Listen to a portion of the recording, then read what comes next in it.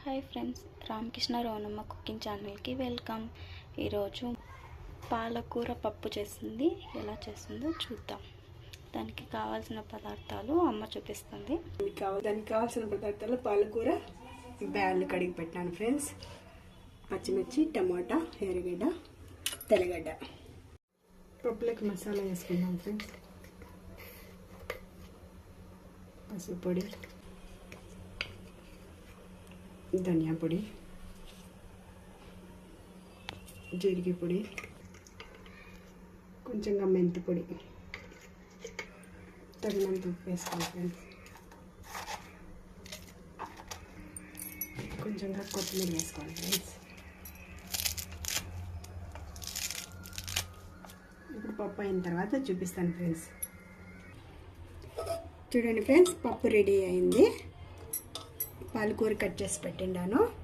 ఇప్పుడు తిరువాత పెట్టాను. ఈ పప్పులోకి ఎలా వేసుకోవాలో చూపిస్తాను ఫ్రెండ్స్. పెనం పెట్టుకున్నాను ఫ్రెండ్స్. ఆయిల్ వేసుకుంటున్నాను. కొంచెం నెయ్యి వేసుకుంటున్నాను ఫ్రెండ్స్.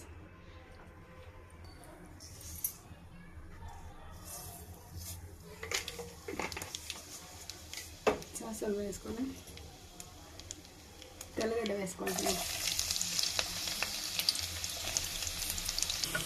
ఇప్పుడు తెల్లగడ్డ బాగా వేగిపోయింది ఫ్రెండ్స్. ఇప్పుడు పాలక్ వేసుకుందాం.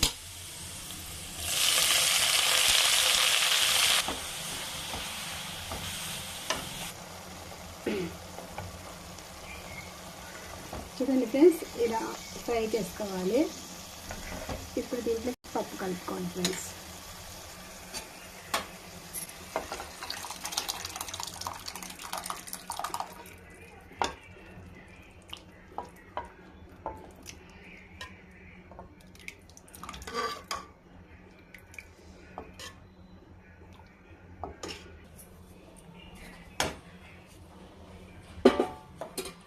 చూడండి ఫ్రెండ్స్, ఇలా ట్రై చేయండి ఫ్రెండ్స్. ఒకసారి బాగుంటుంది.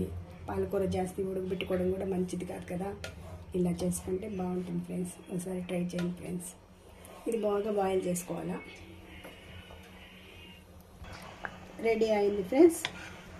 ఇలా ట్రై చేయండి ఫ్రెండ్స్. Okay friends, bye.